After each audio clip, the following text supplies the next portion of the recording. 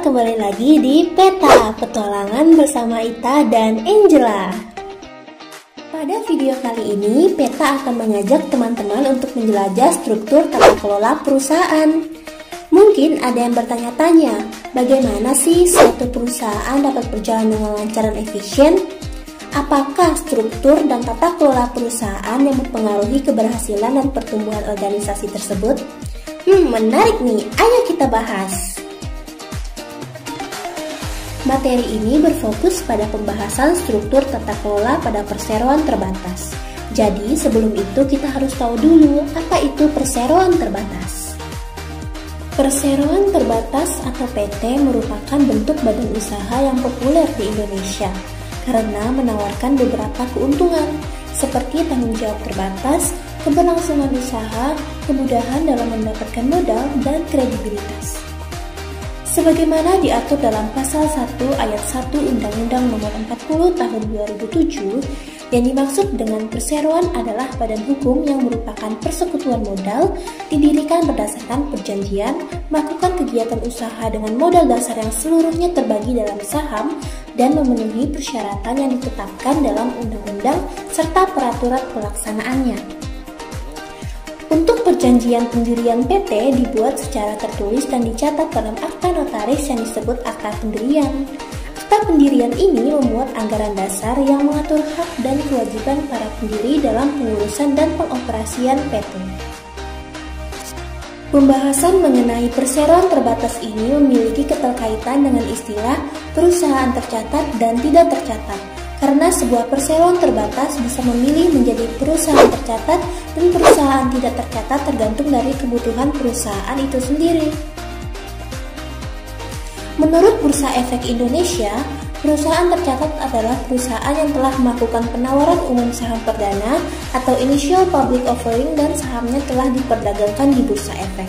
Sedangkan perusahaan tidak tercatat adalah perusahaan yang tidak melakukan penawaran umum saham perdana dan sahamnya tidak diperdagangkan di Bursa Efek.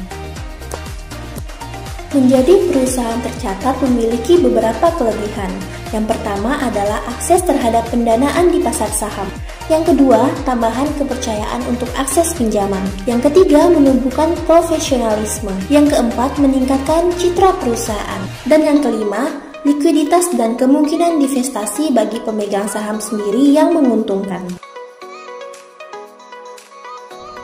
Selain memiliki kelebihan, menjadi perusahaan tercatat juga memiliki beberapa kekurangan. Yang pertama adalah berbagi kepemilikan. Dengan masuknya investor publik, pemegang saham pendiri tidak lagi memiliki perusahaan dengan kepemilikan sebesar 100% dan harus berbagi suara dalam rapat umum pemegang saham. Namun demikian, pemegang saham pendiri tidak perlu khawatir kehilangan pengendalian atas perusahaan. Pemegang saham pendiri tetap dapat mempertahankan statusnya sebagai pemegang saham pengendali sepanjang kepemilikan sahamnya lebih dari 50% dari seluruh saham yang disetor penuh atau memiliki kemampuan untuk menentukan pengelolaan atau kebijaksanaan perusahaan terbuka. Dan yang kedua, kewajiban mematuhi peraturan pasar modal yang berlaku dari Otoritas Jasa Keuangan atau OJK. Selanjutnya, kita masuk ke pembahasan mengenai struktur tata kelola perseroan terbatas. Hukum perusahaan Indonesia mengharuskan perusahaan untuk memiliki basis inti dari badan-badan pemerintahan yang berbeda-beda tergantung pada apakah perusahaan tersebut merupakan entitas publik atau swasta. Persyaratan ini tidak berubah berdasarkan jumlah pemegang saham atau nilai modal dasar perusahaan. Untuk perusahaan tidak tercatat harus mempunyai badan-badan seperti rapat umum pemegang saham, dewan komisaris, dan dewan direksi. Sedangkan perusahaan tercatat harus memiliki badan-badan yang terdiri dari rapat umum pemegang saham atau RUPS, dewan komisaris, dewan direksi, komite audit, komite nominasi dan remunerasi, sekretaris perusahaan, dan auditor internal. Perusahaan tercatat juga dapat membentuk satu atau lebih komite dewan sesuai kebijakannya yang terdiri dari komite kebijakan risiko, komite tata kelola perusahaan, dan komite dewan lainnya. Masing-masing badan tersebut akan dijelaskan oleh rekan saya, Ita. Sebelumnya, Angela telah menjelaskan apa itu perseroan terbatas. Sekarang kita masuk ke penjelasan mengenai badan-badan yang harus ada dalam perseroan terbatas. Yang pertama adalah Rapat Umum Pemegang Saham atau RUPS. RUPS merupakan forum bagi para pemegang saham untuk membahas dan memutuskan berbagai hal penting terkait perusahaan. Rapat ini wajib diadakan minimal sekali dalam setahun untuk membahas kinerja perusahaan dan memutuskan agenda penting lainnya. Adapun beberapa kewenangan eksklusif yang dimiliki RUPS berdasarkan Undang-Undang Nomor 1 Tahun 1995 tentang perseroan terbatas antara lain, yang pertama, penetapan perubahan anggaran dasar, yang kedua, penetapan pengurangan modal, yang ketiga, memeriksa, menyetujui, dan mengesahkan laporan tahunan, yang keempat, penetapan penggunaan laba, yang kelima, pengangkatan dan pemberhentian direksi dan komisaris, yang keenam, penetapan mengenai penggabungan, peleburan, dan juga pengambil alihan. Yang ketujuh, penetapan pembubaran perseroan terbatas. RUPS memiliki beberapa jenis. Yang pertama adalah RUPS tahunan atau RUPST yang diadakan minimal sekali dalam setahun, paling lambat 6 bulan setelah tahun buku berakhir. Yang kedua adalah RUPS luar biasa atau RUPS LB yang diadakan di luar waktu RUPS tahunan untuk membahas hal-hal mendesak yang tidak dapat ditunda. Oke, selanjutnya yaitu Dewan Komisaris. Dewan Komisaris merupakan salah satu organ penting dalam tata kelola perusahaan yang berperan untuk mengawasi dan memberikan nasihat kepada direksi dalam menjalankan perusahaan. Anggota Dewan Komisaris dipilih dan diberhentikan saat Rapat Umum Pemegang Saham atau RUPS. Adapun masa jabatan anggota Dewan Komisaris adalah 5 tahun dan dapat dipilih kembali. Keberadaan Dewan Komisaris diamanatkan dalam Undang-Undang Nomor 40 Tahun 2007 tentang Perseroan Terbatas UU PT dan Peraturan Otoritas Jasa Keuangan POJK Nomor 32/POJK 04/2014 tentang tata kelola perusahaan terbuka. Dewan Komisaris memiliki fungsi dan tanggung jawab untuk mengawasi kinerja direksi, memberikan nasihat kepada direksi, melakukan investigasi, memastikan ketaatan terhadap peraturan, melakukan persetujuan atas tindakan tertentu. Selanjutnya, yang ketiga adalah Dewan Direksi. Dalam perseroan, pengurusan dilakukan oleh direksi. Direksi adalah badan perseroan terbatas yang bertanggung jawab memenuhi berbagai kepentingan perusahaan. Dalam perseroan terbatas, para pemegang saham melalui komisarisnya melimpahkan wewenang kepada direksi untuk menjalankan perusahaan sesuai dengan tujuan. Direksi berwenang mewakili perusahaan baik di dalam maupun di luar, mengadakan perjanjian atau kontrak. Apabila terjadi kerugian di atas 50%, maka direksi harus melaporkan hal tersebut kepada para pemegang saham dan pihak ketiga untuk kemudian dirapatkan. Mandat inilah yang disebut dengan trust. Yang keempat, Komite Dewan. Komite Dewan bertugas membantu dan membuat rekomendasi kepada Dewan Komisaris. Pedoman Corporate Governance merekomendasikan agar perusahaan membentuk komite untuk menjalankan fungsi tertentu seperti audit, manajemen risiko, dan pemantauan nominasi dan remunerasi direktur. Menanggapi rekomendasi tersebut, OJK kini mewajibkan Dewan Komisaris Perusahaan Publik di Indonesia untuk membantu komite audit dan komite nominasi dan remunerasi yang harus melapor kepada Dewan Komisaris.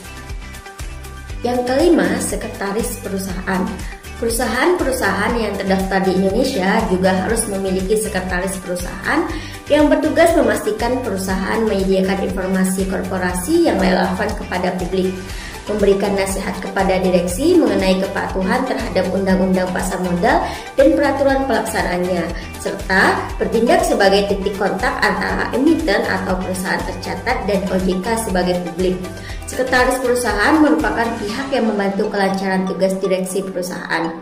Dalam struktur organisasi, sekretaris perusahaan berada di bawah direksi, sehingga sekretaris perusahaan diangkat dan bertanggung jawab langsung kepada direksi. Yang keenam adalah auditor internal. OJK mewajibkan direksi perusahaan tercatat di Indonesia untuk membentuk fungsi audit internal. Auditor internal memainkan peran penting di banyak perusahaan publik di Indonesia dalam memperkuat standar tata kelola mereka.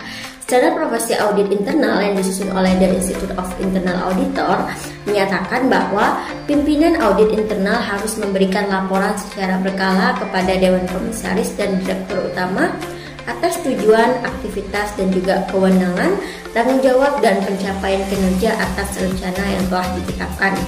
Laporan tersebut juga mencakup exposure dan isu pengendalian tata kelola perusahaan dan berbagai kejadian atau hal-hal yang diminta oleh Dewan Komisaris atau direksi. Yang ketujuh adalah auditor eksternal. Menurut Victor Sianipar dan Tony Siboro, Diktat 2012, auditor eksternal adalah audit yang dilakukan oleh auditor yang berasal dari luar perusahaan. Dengan kata lain, auditor tersebut berupa karyawan dari perusahaan yang akan diaudit. Seorang auditor eksternal sendiri merupakan badan atau kelompok yang independen dan merupakan pihak ketiga atau agensi yang diperlukan oleh sebuah perusahaan untuk memeriksa adanya pelanggaran atau penyimpangan dari pihak internal perusahaan. Hal ini disebabkan oleh muncul dan berkembangnya praktik-praktik KKN pada perusahaan, sehingga perlu adanya pihak luar yang belum bersinggungan dengan kegiatan operasi perusahaan untuk memeriksa dan melaporkan bagaimana hasil daripada aktivitas atau kemajuan perusahaan tersebut, baik itu dari segi material maupun non-material, dan dipaparkan di dalam opini audit laporan keuangan. Baiklah teman-teman, itulah penjelasan mengenai struktur tata kelola pada perseroan terbatas. Perlu diingat bahwa penerapan Good Corporate Governance masih menjadi perhatian dan memerlukan pengawasan yang ketat mengingat adanya kasus kegagalan penerapan GCG dalam perusahaan. Salah satu contoh kasus yang pernah terjadi adalah pada PT Asuransi Jiwasraya. Kasus gagal bayar PT Asuransi Jiwasraya Perseroan mulai menjadi perhatian publik pada tahun 2018. Industri keuangan nasional saat itu dihebohkan dengan kasus gagal bayar perusahaan asuransi plat merah PT Asuransi Jiwasraya yang merupakan perusahaan asuransi BUMN bidang asuransi terbesar. Kejaksaan Agung mengungkapkan potensi kerugian negara dari kasus dugaan korupsi PT Asuransi Jiwasraya bisa mencapai Rp 700 triliun dan besaran nilai yang sesungguhnya sedang dihitung oleh Badan Pemeriksaan Keuangan atau BPK. Nilai tersebut berasal dari penelaahan berkas selama 10 tahun dari 2008 hingga 2018. Kasus gagal bayar PT Asuransi Jiwasraya menjadi luka mendalam bagi industri keuangan nasional. Potensi kerugian negara mencapai 17 triliun, 7 juta nasabah terancam merugi, dan kepercayaan publik terhadap asuransi tercoreng. Akar permasalahan terletak pada produk JS Saving Plan yang menawarkan return tinggi, pengelolaan aset yang rendah, dan tata kelola perusahaan yang buruk. Kegagalan Jiwasraya ini menjadi pengingat pentingnya penerapan Good Corporate Governance atau GCG dan pengawasan yang ketat dalam industri keuangan. Solusi untuk mengatasi kasus ini adalah penegakan hukum terhadap pelaku korupsi, perbaikan tata kelola perusahaan di Jiwasraya, dan industri asuransi secara keseluruhan, serta peningkatan edukasi dan literasi keuangan bagi masyarakat. Kasus Jiwasraya harus menjadi pelajaran berharga bagi semua pihak agar kejadian serupa tidak terulang kembali. Penerapan GCG dan pengawasan yang ketat merupakan kunci untuk membangun industri keuangan yang sehat dan berkelanjutan. Terkait dengan pembahasan yang telah dipaparkan, bahwa struktur tata kelola perusahaan memegang peranan penting dalam menentukan kinerja perusahaan. Dalam mengelola perusahaan, penting bagi semua pihak di perusahaan untuk memperhatikan dan mengoptimalkan struktur tata kelola yang sesuai dengan karakteristik perusahaan dan lingkungannya. Perlu diperhatikan praktik terbaik untuk merancang dan menerapkan kerangka tata kelola perusahaan yang kuat untuk meningkatkan keberhasilan dan keberlanjutan organisasi.